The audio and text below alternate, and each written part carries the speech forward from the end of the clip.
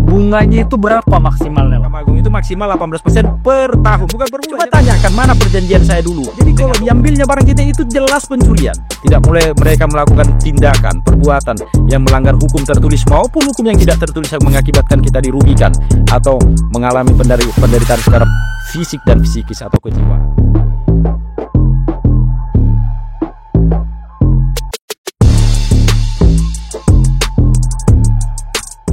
Oke. Halo, apa kabar kedan-kedan semua? Kedan-kedan CKR yang selalu setia menonton kita di dalam setiap sesi diskusi kita. Jumpa lagi bersama saya Bung Bara dan juga Bang Jones. Ya. Kalau sudah ada saya, sudah ada Bang Jones, pastilah bicara tentang hukum. Aspek kejadian-kejadian hukum yang sering kita alami di tengah masyarakat. Nah, kemarin kita udah ngobrol tentang kredit kendaraan bermotor. Bagaimana ketika leasing menarik dengan bantuan jasa tenaga kolektornya, menarik kereta atau motor di tengah jalan, bagaimana kita harus mengatasi. Nah, sekarang dari dorongan para penonton CKR, Bang, Ya. tetap mereka ingin berdiskusi tentang masalah pinjaman, Bang.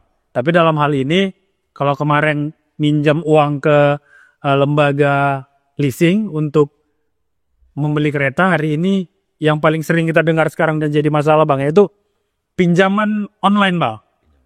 Pinjaman berbasis aplikasi handphone yang sering membuat memang awal-awalnya gampang, Bang. Kayaknya dengan pakai handphone, di download aplikasinya, install, kemudian diikuti cara-caranya kan gitu kan, Bang. Iya. Tiba-tiba udah masuk aja ke akun rekening bank atau ke akun Dana atau UFO atau apapun itu, uangnya udah masuk gitu. Tapi tiba-tiba nanti nggak sadar kita udah banyak kali utang dan bunga juga besar ternyata di situ, Bang. Nah, jadi gini, Bang, yang ingin kita tanya pertama, Bang, sebenarnya sah atau tidak tuh landasan hukum pinjaman online ini seperti apa? Baik, kalau bicara landasan hukum pinjaman online, dasarnya yang paling pertama harus pinjam-meminjam atau utang piutang. Kalau utang piutang secara umum kan diatur dalam Kitab Undang-Undang Hukum Perdata, tepatnya dia buku ketiga tentang perikatan. Nah, tetapi tentu pada saat lahirnya Kitab Undang-Undang Hukum Acara Perdata ini masih produk kolonial Belanda, tapi sampai hari ini masih kita gunakan, disebut juga BW, Burgerlijk Wetboek gitu. Kalau di bahasa Indonesia kan Kitab Undang-Undang Hukum Perdata. Di buku 3 itu mengatur tentang segala perikatan, perjanjian termasuk utang piutang, sewa menyewa, semua segala perikatan. Tetapi pada saat lahirnya BW atau KUH Perdata itu kan belum ada teknologi informatika atau teknologi informasi seperti luar biasa berkembang dan canggihnya sekarang ini.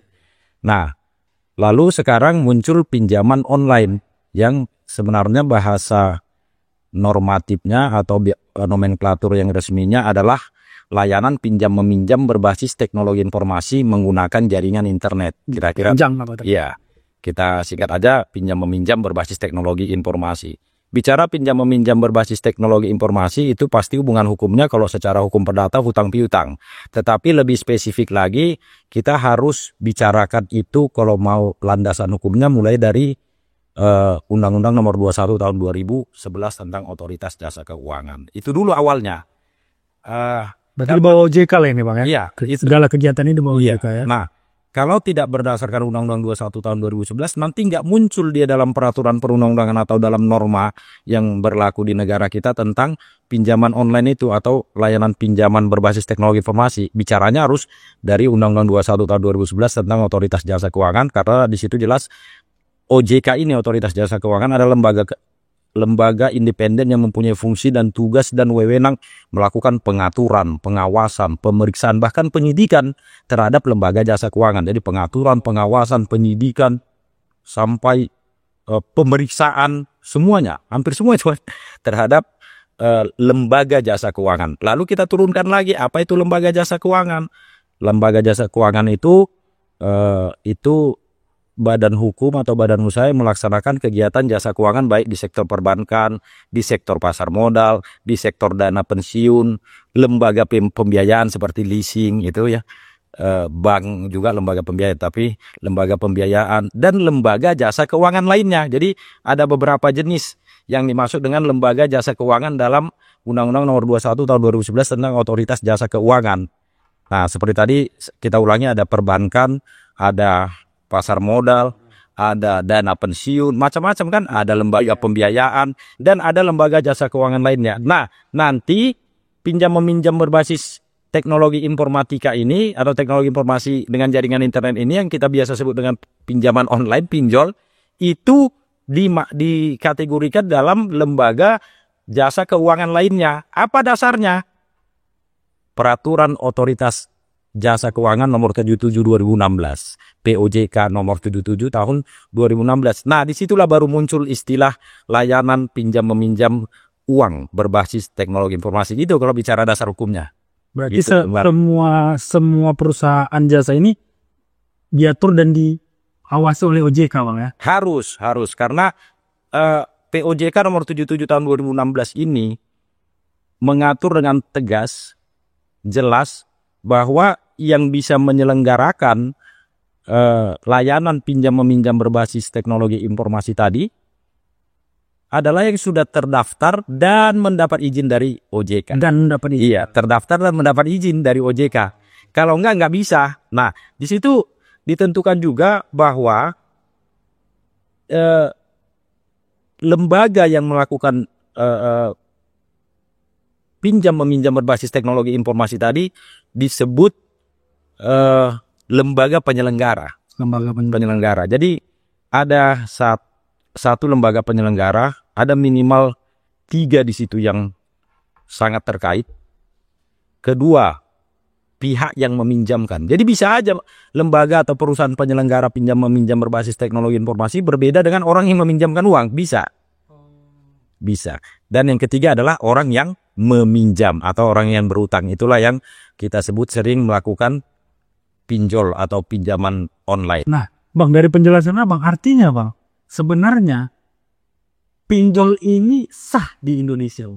Lah kan ada syaratnya. Ada syaratnya dalam hal peraturan atau ketentuan. Tadi kan POJK Nomor 77 Tahun 2016. Nah, layanan pinjam meminjam uang berbasis teknologi informasi adalah penyelenggaranya, penyelenggara jasa keuangan untuk mempertemukan pemberi pinjaman dan calon penerima pinjaman dalam rangka melakukan perjanjian pinjam meminjam uang. Itu lembaganya, disebut penyelenggaranya. Nah, itu tadi kan harus terdaftar dan mendapat izin. Itu dia. Dan dia harus, penyelenggara layanan pinjam meminjam ini atau lembaga yang tadi tujuannya mempertemukan yang akan meminjamkan dengan yang akan meminjam. Yang akan meminjamkan dengan calon si peminjam. Kan itu dipertemukan di dunia internet gitu kan. Nah, lembaga yang mempertemukan itu harus berbadan hukum. Itu dulu. Harus berbadan hukum dan dibatasi hanya 2. Iya. Boleh PT dan boleh koperasi. Di luar itu enggak boleh. Jenis badan hukum itu ada beberapa, perseroan terbatas, yayasan, koperasi, ya kan?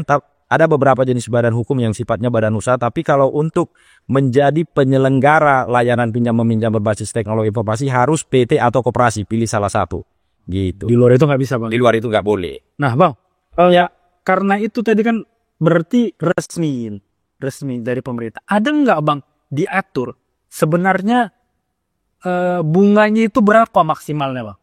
Karena banyak yang kemudian kecewa gitu dan tidak mampu bayar karena bunganya itu terlalu besar, Bang. Apakah ada aturan yang mengatur bunga, Bang? Baik, seperti yang kita sampaikan di awal tadi, Bung Bara, kalau bicara betul, Bang. Ya. Selain bunga juga denda, Bang. Denda ya. Seperti yang kita sampaikan di awal tadi, bicara tentang pinjaman online atau pinjam meminjam berbasis teknologi informasi, maka juga bicara tentang ketentuan hukum perdata. Karena itu dulu dasarnya semua. Dia kan termasuk dalam hubungan hukum hutang piutang. Dalam hubungan hukum hutang piutang, mengenai besaran bunga itu banyak sekali jurisprudensi Mahkamah Agung yang menentukannya. Tetapi salah satu yang paling terkenal itu jurisprudensi Mahkamah Agung tahun 1996 tepatnya nomor 1076K garis miring PDT garis miring 1996, dan sampai sekarang itu masih berlaku. Jangankan lembaga yang menyelenggarakan pinjaman online, jangankan itu, bank pun, koperasi pun, leasing pun diaturnya sebenarnya semua itu bunga maksimal. Bunga maksimal atau bunga tertinggi kata jurisprudensi Mahkamah Agung itu yang tahun 96 tadi adalah mengikuti bunga tertingginya bank pemerintah, yaitu sebenarnya 18%. Ditulisnya jelas dalam jurisprudensi atau putusan Mahkamah Agung itu maksimal 18% per tahun, bukan per bulan, ya per tahun. Bang ya, ya per tahun. Itu sebabnya kalau ada sengketa hutang piutang, si kreditur atau yang memberi hutang menetapkan bunga misalnya sampai 20% sebulan, 10% sebulan gitu. Nanti di pengadilan itu yang dihukum kepada yang debitur, yang berutang, itu paling tinggi 18% setahun itu. Selalu putusan pengadilan begitu. Itu batasannya kalau dari segi bunga. Terus sebenarnya banyak batasan yang lain, apalagi kewajiban mereka. Ini yang paling penting yang harus diketahui oleh teman-teman penonton CKR ya. Kedan-kedan CKR terutama dan semua orang. Dan sangat jarang diketahui. Gini, berangkat dari Undang-Undang Nomor 21 Tahun 2011 tadi, salah satu tujuan atau fungsi OJK adalah memberi perlindungan konsumen. Perlindungan konsumen itu nanti ada di pasal 28, ada di pasal 30 tentang perlindungan konsumen. Lalu POJK, itu salah satu fungsi OJK, maaf ya, Otoritas Jasa Keuangan memberi perlindungan konsumen. Nah, Undang-Undang Perlindungan Konsumen itu Undang-Undang Nomor 8 Tahun 99. Lalu POJK menetapkan peraturan OJK Nomor 22 Tahun 2023. Tentang apa itu? Tentang perlindungan konsumen. Ya, tadi kan masih dalam skala global bahwa salah satu tugas fungsi OJK adalah perlindungan konsumen. Nah, untuk menderivasikan ketentuan itu ditetapkanlah peraturan OJK Nomor 22 Tahun 2023 tentang perlindungan konsumen. Nah, lalu di POJK Nomor 77 2016 tadi yang khusus tentang lembaga layanan pinjam meminjam berbasis teknologi informasi, di situ tegas sekali bahwa mereka harus mengikuti, menerapkan semua hal yang menyangkut perlindungan konsumen. Setiap penyelenggara pinjam meminjam berbasis teknologi informasi, setiap perusahaan penyelenggara pinjam meminjam berbasis informasi harus betul-betul memperhatikan bahkan menerapkan perlindungan konsumen. Prinsip-prinsip dan norma tentang perlindungan konsumen harus diterapkan. Itu tegas sekali. Gitu. Begitulah memang bicara perlindungan konsumen banyak sekali ketentuan yang mengaturnya.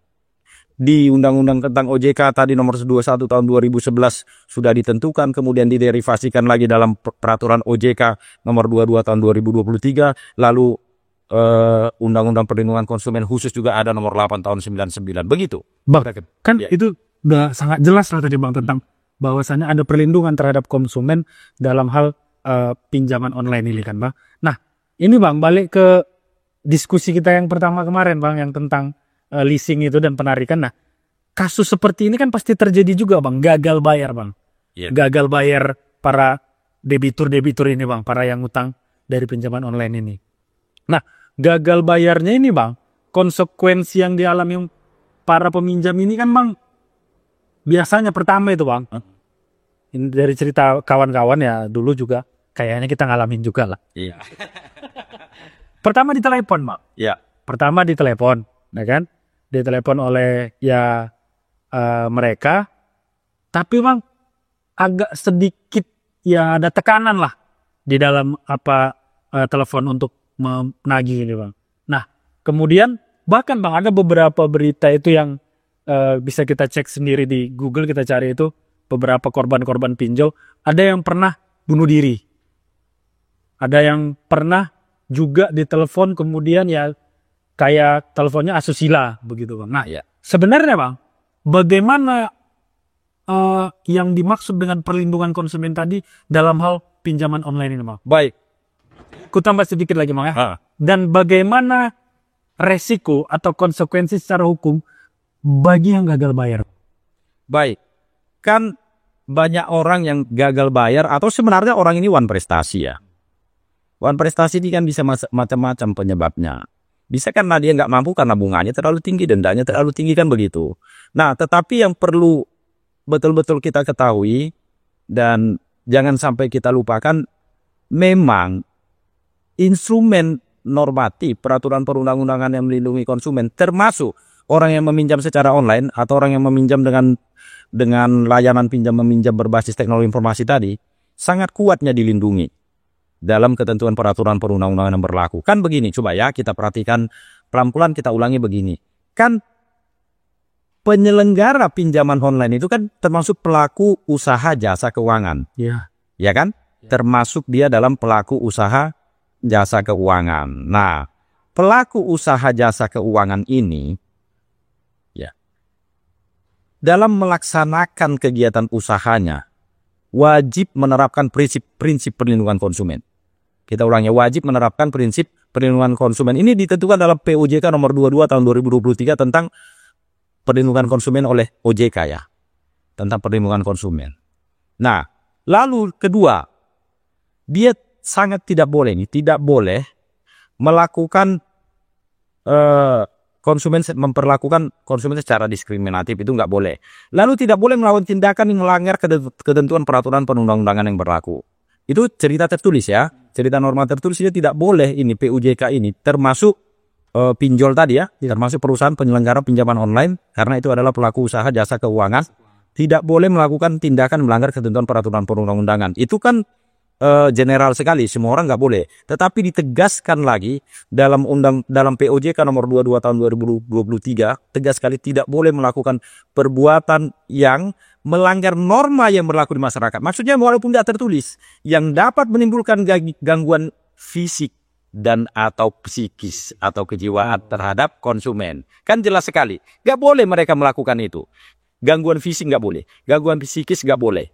Nah, tindakan yang mengakibatkan terjadinya gangguan psikis atau gangguan fisik terhadap konsumen yang dilarang oleh peraturan OJK nomor 22 tahun 2023 ini bukan hanya perbuatan yang dilarang dalam undang-undang secara tertulis. Dalam norma-norma tidak tertulis yang diakui, yang dipatuhi, yang berlaku di masyarakat walaupun tak tertulis, tindakan yang melanggar gangguan fisik dan psikis, walaupun yang dilanggarnya bukan langsung undang-undang tertulis, hanya norma-norma tidak tertulis yang berlaku di masyarakat, itu tidak boleh.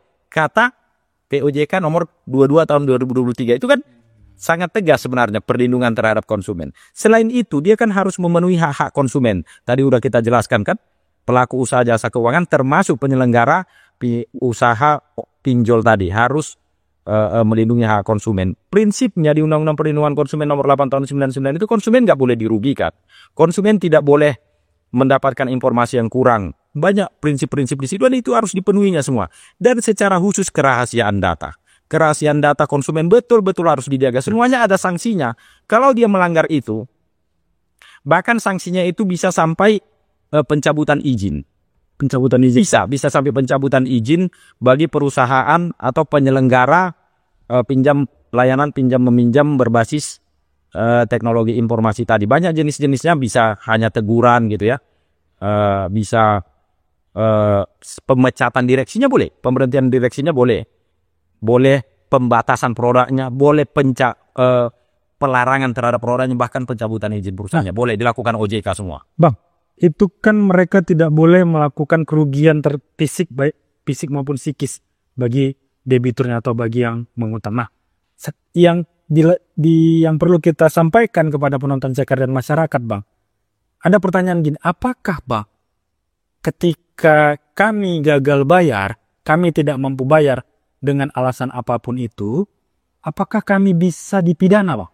Nah, ini ketakutan sebenarnya, Bang, masyarakat awam yang tidak terlalu mengerti hukum, Bang. Baik. Dasarnya, sebagaimana tadi di awal kita bilang, dasarnya itu adalah perjanjian utang piutang. Ya kan, pinjam meminjam uang itu perjanjian utang piutang. Utang piutang itu tidak ada urusannya dengan penegakan hukum secara pidana sebenarnya. Jadi itu ada dalam koridor yang berbeda dengan penegakan hukum secara pidana. Sementara penegakan hukum dalam hal utang piutang, misalnya si A berutang tetapi wan prestasi nggak bayar, itu murni masalah keperdataan. Jadi jalur hukum yang dapat digunakan hanya jalur hukum keperdataan.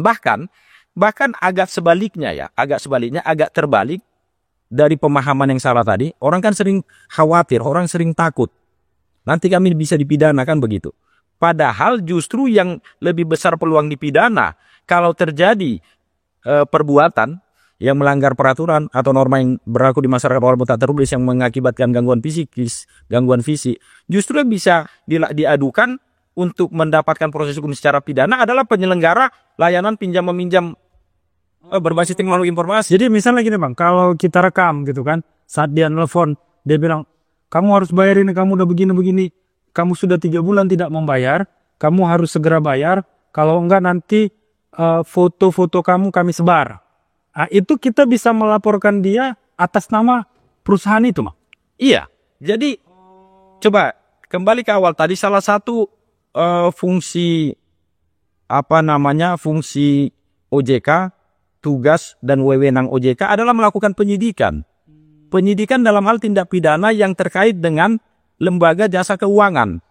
Tadi kan udah kita jelaskan, dia juga adalah termasuk dalam sektor jasa keuangan ini, penyelenggara pinjaman online ini. Tadi kan harus berbadan hukum, harus mendapatkan izin, harus terdaftar gitu ya. Itu kan termasuk sektor jasa keuangan yang dikategorikan sektor jasa keuangan lainnya. Nah, ada banyak ketentuan yang harus dipenuhinya. Seperti misalnya menjaga kerahasiaan data. Ini sangat tegas dalam POJK. Juga tidak boleh melakukan perbuatan yang melanggar yang mengakibatkan kerugian secara fisik atau psikis gitu kan. Kalau itu terjadi kita mengadunya ke OJK bisa, karena OJK itu menyediakan sebenarnya layanan pengaduan untuk masalah pidana. Dan di sini kan agaknya kurang tersosialisasi dengan baik lah ya. Banyak orang yang nggak tahu bahwa OJK juga bisa menangani perkara pidana begitu, karena OJK itu juga punya penyidik, namanya penyidik pegawai negeri sipil. Yang wewenangnya, tugasnya sama dengan penyidik Polri.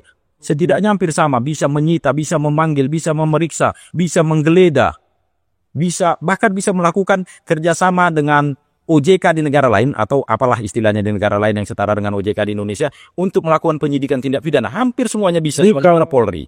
Kalau ada kita terganggu lah secara fisik dan psikis dari kegiatan kolektor mereka, kita bisa lapor ini ke OJK, Bang. Bisa. Terhadap nama perusahaan yang melakukan kegiatan itu. Iya. Pinjaman itu tadi. Nah, Bang, ini juga butuh penegasan sekali lagi, Bang, tentang masalah pidana tadi, Bang. Nah, kan Abang bilang tadi, ini beda ruangnya, ini perdata, tidak bisa pidana. Namun, Bang, yang disampaikan dari cerita teman-teman yang punya masalah ini, Bang, ditelepon dengan modelnya begini, Bang. Bisa kami pidana karena kalian tidak bayar, kalian itu menipu. Kalian telah menipu perusahaan kami, penipuan itu adalah tindak pelanggaran pidana katanya gitu, Bang. Gimana itu, Bang? Nah, kalau bicara penipuan, apa bedanya utang dengan utang piutang? Utang piutang itu dasarnya perjanjian, ada kesepakatan. Kalau penipuan kan itu pasal 378 KUH pidana, ya kan? Menggunakan nama palsu, menggunakan jabatan palsu, melakukan tipu muslihat atau rangkaian kebohongan supaya orang menyerahkan sesuatu, supaya orang menghapuskan piutang begitu. Nah, di mana di situ menggunakan nama palsu misalnya KTP yang sebenarnya dikasih, ya kan? Di mana di situ rangkaian kebohongannya? Di mana di situ janji-janji palsunya? Memang pada saat itu dia butuh kan gitu. Orangnya benar itu. Bagaimana membuktikan rangkaian kebohongannya? Jadi kedua, kalau sudah ada pembayaran semakin sempurna dia hubungan hukumnya utang piutang, nggak ada penipuan lagi. Pasti sudah pernah ada pembayaran sekali atau 2 kali kan? Jadi itu sama sekali nggak bisa dibawa ke ranah hukum pidana. Bukan tidak bisa dituntut secara hukum, tetapi tuntutan secara hukum itu bukan hanya tuntutan pidana. Tuntutan perdata pun ada, tetapi itu melalui gugatan perdata. Urusannya langsung pengadilan mengajukan gugatan. Itu yang sebenarnya bisa dilakukan oleh penyelenggara layanan pinjam-meminjam berbasis teknologi informasi. Nah, memang nanti kalau kau tidak bayar akan kami pidanakan atau akan kami laporkan ke polisi. Itu dalam kitab undang-undang hukum pidana, itu bukan tindak pidana. Kok gitu? Tetapi dalam POJK nomor 22 tahun 2023 tentang perlindungan konsumen tadi, itu adalah pelanggaran yang bisa diadukan bahkan diproses secara pidana oleh otoritas jasa keuangan. Oh begitu? Iya kan, adanya ketentuan-ketentuan spesifik dalam setiap aspek kehidupan ini, dalam setiap aspek lalu lintas kegiatan usaha, kegiatan manusia, adanya ketentuan-ketentuan spesifik. Memang tidak termasuk itu pidana, ancaman yang seperti tadi. Nanti kau lapor polisi, itu bukan termasuk ancaman sebagaimana ditentukan dalam pasal 335 KUH pidana. Tetapi kata POJK, peraturan OJK nomor 22 tahun 2003 itu pelanggaran yang nggak boleh dilakukan oleh pelaku usaha jasa keuangan termasuk penyelenggara kegiatan usaha pinjam meminjam berbasis teknologi informasi tadi gitu. Makanya lembaga otoritas jasa keuangan itu mempunyai fungsi penyidikan. Di situ ada penyidik pegawai negeri sipil yang seperti tadi kita sampaikan, saya sampaikan Bung Bara, itu kewenangannya hampir sama, semua kewenangan yang dimiliki penyidik Polri atau minimal hampir sama dimiliki juga oleh penyidik pada otoritas jasa keuangan, dan mereka menyediakan layanan pengaduan memang. Iya, begitu kira-kira. Bang, kalau tadi kan ya bisa dia digeser ke penipuan kan gitu kan. Ya. Nah, ini semua kegiatannya masih yang kita ceritakan dari telepon. Nah, bagaimana Bang kalau kolektor itu datang, ketemu sama debitur, ketemu sama yang melakukan pinjaman tadi, yang meminjam uang tadi secara online, kemudian dia memaksa atau mungkin juga mengambil harta si debitur. Nah, ini tentu pencurian. Oh, bisa kena pencurian. Kan gini ya, karena hubungan hukum itu adalah hubungan hukum keperdataan yang harus dilakukan oleh perusahaan atau penyelenggara layanan pinjam meminjam berbasis teknologi informasi tadi adalah mengajukan gugatan ke pengadilan. Nah, kalau pengadilan mengabulkan gugatan dia dan memerintahkan atau menghukum si debitur untuk membayar, ya kan, maka kan dia bisa memohon penyitaan terhadap harta benda milik si debitur. Oh, jadi penyelesaian yang bisa menguntungkan bagi penyelenggara jasa keuangan berbasis teknologi tadi Bang, ke pengadilan untuk menggugat agar ada mungkin bagi mereka itu kan nggak menguntungkan, tapi memang instrumen hukum, ketentuan hukum yang berlaku di Indonesia harus begitu. Nah, ada namanya pasal 1331 KUH Perdata bilang begini, segala harta milik debitur, baik barang bergerak maupun barang tidak bergerak, baik yang ada sekarang ataupun yang akan ada di masa yang akan datang, terikat untuk jaminan pemenuhan kewajiban pembayaran hutang debitur terhadap kreditur. Ya gugatlah. Kalau belum ada hartanya, cemana cara dia membayar? Dia nggak ada uang, nggak ada harta. Ya tunggu ada hartanya di masa yang akan datang. Mohon dilakukan sita eksekusi oleh pengadilan. Memang seperti itu instrumennya. Mau bagaimana? Dan satu lagi harus diperhatikan juga ini. Ini perlu kita cek.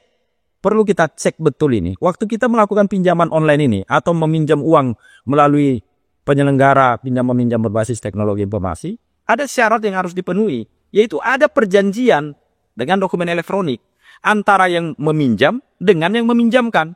Jadi dalam kegiatan usaha pinjam meminjam, layanan pinjam meminjam berbasis teknologi informasi, ada dua perjanjian wajib. Satu, perjanjian antara penyelenggara layanan pinjam meminjam berbasis teknologi informasi dengan yang akan meminjamkan uang, yang akan memberikan uang guna digunakan sebagai pinjaman. Karena kan bisa beda perusahaan yang melakukan jasa layanan pinjam meminjam berbasis teknologi informasi dengan orang yang meminjamkan uangnya. Ya, berarti kalau penyelenggara ini perusahaan yang melakukan jasa pinjam meminjam berbasis teknologi informasi ini kan mempertemukan orang yang akan meminjam dan orang yang akan meminjamkan. Nah, itu memang harus badan hukum. Kalau orang yang akan meminjamkan atau si kreditur nantinya yang akan jadi kreditur boleh orang perorangan. Nah, harus ada perjanjian dengan dokumen elektronik, tertulis dengan dokumen elektronik antara perusahaan ini dengan orang yang akan meminjamkan, dan antara si peminjam atau debitur atau orang yang melakukan pinjol dengan yang meminjamkan, dan itu ditentukan tegas sekali, nggak boleh nggak dipenuhi. Harus ada nomor perjanjiannya, tanggal perjanjiannya, identitas para pihak, hak dan kewajiban para pihak, jumlah pinjaman dan suku bunga, nilai angsuran, jangka waktu pengembalian, ketentuan mengenai denda. Kalaupun ada harus ditentukan di situ. Ada nggak seperti itu? Lalu tiba-tiba dia munculkan ada denda sekian yang bahkan hampir sama banyaknya dengan utangnya misalnya kan? Coba tanyakan mana perjanjian saya dulu dengan dokumen elektronik, tunjukkan dulu kan gitu. Kira-kira yang harus kita minta sama orang yang mengaku kolektor, kira-kira begitu Bung Bara. Nah, kalau begitu Bang, dari runutan cerita kita ini tadi Bang, iya, ternyata sangat-sangat terlindungi para debitur ini, para peminjam ini Bang, untuk kemudian tidak, ketika dia wan prestasi pun tidak langsung serta-merta dia bisa dipidana, tidak langsung serta-merta dia bisa ditarik atau dirampas hartanya begitu Bang ya. Memang nggak ada satupun hubungan hukum yang bisa membuat seseorang berhak merampas hartanya. Utang uang dibayar uang lah. Bisa utang uang dibayar barang? Bisa. Oh maaf, tidak bisa. Tidak bisa utang uang dibayar barang. Contoh, kalaupun ada putusan pengadilan yang menghukum si debitur harus membayar, kemudian pengadilan melakukan sita eksekusi terhadap hartanya, lalu dilelanglah hartanya nih. Yang dikasih sama si kreditur apa? Barang atau uang? Uang. Jadi utang uang itu harus dibayar uang, itu prinsipnya. Jadi kalau diambilnya barang kita itu jelas pencurian. Justru itu yang merupakan tindak pidana. Kewajiban mereka lagi. Jadi tadi ya, perjanjian itu sedemikian harus diatur, syarat-syarat ditentukan semuanya. Itu memang ditentukan tegas dalam Undang POJK nomor 77 tahun 2016. Yang khusus mengatur tentang layanan pinjam-meminjam berbasis teknologi informasi. Apa aja isi perjanjiannya, ada nomor, tanggal, identitas para pihak, hak dan kewajiban para pihak, jangka waktu pembayaran, jumlah pinjaman, suku bunga, denda yang diterapkan kalau memang menerapkan denda. Semuanya itu harus diatur. Memang seperti itu. Apalagi bahkan perusahaan penyelenggara layanan pinjam-meminjam berbasis teknologi informasi ini tegas sekali nih di POJK nomor 77 2016 itu harus menjaga kerahasiaan data pribadi. Memastikan tersedianya proses autentifikasi dan verifikasi. Misalnya data pribadi itu mau digunakan orang lain, harus ada di situ instrumen autentifikasinya dan verifikasi atau validasinya. Nah, penggunaan dan pemanfaatan atau pengungkapan data pribadi, transaksi data keuangan hanya dengan persetujuan pemilik. Jadi data pribadinya hanya bisa digunakannya, apalagi data transaksi dan data keuangan tentang jumlah pinjaman dan segala macam, hanya bisa diungkapkannya kalau ada persetujuan pemilik data. Jadi yang terjadi seringkali dia kasih tahu sama orang lain, ada kawanmu bernama Sianu, nah tempat tanggal lahir di sini, alamat di sini, pekerjaannya ini, udah meminjam dia sekian dari kami tak bayar. Itu pun nggak boleh dilakukan oleh perusahaan yang menjadi penyelenggara layanan pinjam meminjam. Dan kalau dilakukan kita sudah bisa melaporkan itu ke OJK, Bang. Lapor, karena itu pelanggaran. Yang dilanggarkan peraturan OJK sendiri, sebagaimana kita tadi udah terangkan bahwa memang itu harus di bawah naungan pengaturan OJK, karena memang fungsi OJK salah satunya memang mengatur semua sektor jasa keuangan. Bank aja diatur dia, apalagi yang seperti ini, gitu loh. Kira-kira Bung Bara. Nah, itu tadi penonton CKR, bahwasannya hutang itu harus dibayar sebenarnya. Ya, memang harus dibayar. Namun ketika kita terkendala, jangan pernah takut terhadap ancaman-ancaman fisik maupun psikis yang dilakukan oleh orang-orang atau oknum-oknum yang mengatasnamakan perusahaan pinjaman. Kalau kita merasa terganggu terhadap tindak tanduk mereka, silakan lapor ke OJK. Ya kan, Bang? Ya. Nah, jangan pernah takut juga akan ancaman-ancaman bakal dipidanakan karena tidak bayar. Sekali lagi, hutang itu harus dibayar. Namun ketika kita wan prestasi misalnya, entah karena atas apapun itu kendalanya, kita jangan pernah takut dipidana karena tidak bisa pinjam-meminjam itu ditarik ke penipuan gitu. Nggak bisa. Nah, Bang, sebelum kita tutuplah diskusi kita ini, Bang, apa yang bisa coba Abang sampaikan, Bang, harapan ke teman yang sedang punya masalah pada pinjol ini, Bang? Sebelum punya masalah, waktu kita mau melakukan atau meminjam secara online atau meminjam melalui penyelenggara layanan pinjam-meminjam berbasis teknologi informasi, perlu kita akses, pastikan dulu dia adalah perusahaan atau badan hukum yang terdaftar dan mendapat izin OJK. Itu yang pertama dulu sebelum kita menghadapi masalah gitu. Nah, lalu kedua, kalau memang sudah terdaftar dan mendapat izin, pastikan dipenuhi perjanjian tadi. Nah, bayangkan semua masyarakat sudah tahu, dia tanya, nanti pemberi pinjamannya siapa? Kalian kan penyelenggara layanan pinjam-meminjam berbasis teknologi informasi. Baru nanti yang meminjamkan uang kepada saya siapa? Sianu, warga negara mana? Karena boleh juga warga negara asing. Mana perjanjian antara perusahaan klien dengan yang akan meminjamkan uang kepada saya gitu. Itu kedua kan. Ketiga, pastikan memang dipenuhi adanya perjanjian tertulis dengan dokumen elektronik antara kita dengan yang meminjamkan uang itu. Nah, lalu apa lagi keempat? Kita harus paham bahwa mereka terikat dengan berbagai kewajiban. Yang paling penting, kewajiban mereka adalah memenuhi semua prinsip dan norma perlindungan konsumen. Tidak boleh mereka membeberkan, memberitahukan, menginformasikan kepada pihak lain data pribadi kita, termasuk data transaksi kita, apalagi jumlah pinjaman kita kepada pihak manapun tanpa izin kita. Tidak boleh mereka melakukan tindakan, perbuatan yang melanggar hukum tertulis maupun hukum yang tidak tertulis yang mengakibatkan kita dirugikan atau mengalami penderitaan secara fisik dan psikis atau kejiwaan. Nah, itu harus kita pahami. Lalu apa lagi yang perlu kita pahami? Kalau mereka melakukan pelanggaran, ingat OJK itu juga berfungsi dalam penyidikan. Artinya OJK juga penyidik. Kita bisa menyampaikan laporan pengaduan ke sana, dan OJK itu sudah menyiapkan layanan pengaduan untuk hal-hal yang merupakan tindak pidana di sektor jasa keuangan.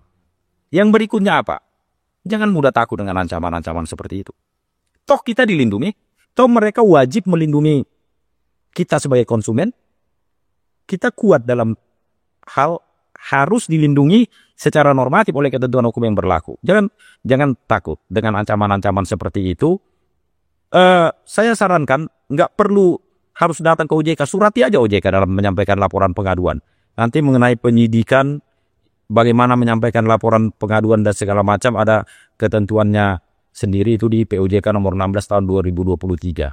Nah, lalu kalau sempat diambilnya barang kita, itu tindak pidana, kita harus segera melapor itu. Boleh ke polisi, boleh ke OJK kalau itu, karena itu tindak pidana pencurian, jelas. Nah, seperti itu, tetapi memang ya utang dibayar lah. Nah, kalau mereka terlalu keras, bisa kita ucapkan begini, ya sudah gugat aja saya ke pengadilan, supaya pengadilan menghukum atau memerintahkan saya membayar. Nah, ini ada rahasia yang setelah saya ucapkan mungkin tidak rahasia lagi. Apa itu, Pak?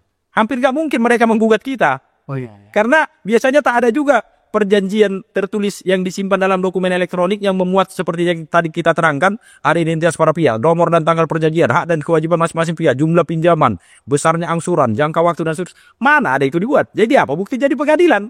Nah, tetapi apapun itu, kalau mereka mengklaim kita berutang, ya mereka harus gugat kita ke pengadilan. Nggak boleh paksa kita dengan ancaman, fisik atau psikis, apalagi merampas barang. Nah, kalau itu terjadi, mereka yang melakukan tindak pidana.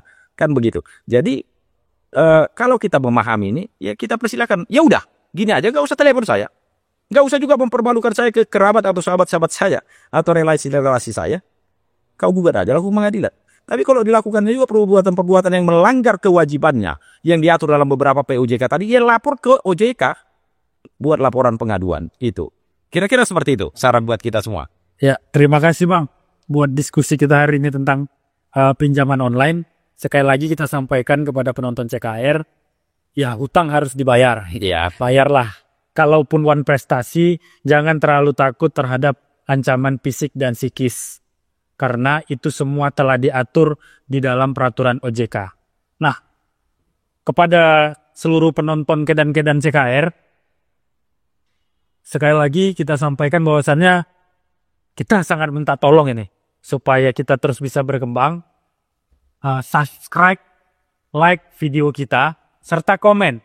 Komen kawan-kawan penonton CKR, Kedan-Kedan CKR, itu kemudian akan menjadi bahan diskusi kita selanjutnya. Jadi komen kawan-kawan dan share juga ke kawan-kawan lain agar kita sama-sama belajar tentang pemahaman hukum di Republik kita ini. Terima kasih Bang ya. Terima kasih Bung Bara. Selamat malam. Sehat selalu.